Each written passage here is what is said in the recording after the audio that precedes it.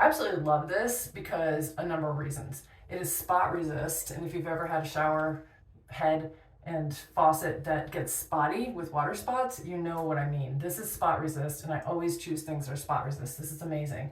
And the other thing about this that I loved was that this handheld comes off. The magnetic is super strong, and I had read some other reviews that talked about it not being, but it really is. And then this button will pause and start the water flow from this part of it. So if I turn on the water here, you can see that that shower is working, and this one is off. And then I can click over,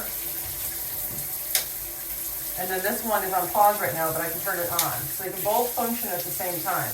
But I love this pause feature in case I'm only using, for example, the handheld. I'm shaving my legs or something. I can pause this, and I don't have the water spraying all over the place. So I love that. And then just click it back, and then I can just reset it however I want. The other thing that you see here is that this is kind of skewed.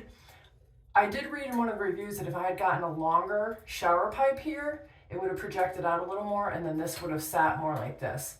But then this whole shower head would have been out more. So I decided just to leave it as is. It's absolutely fine.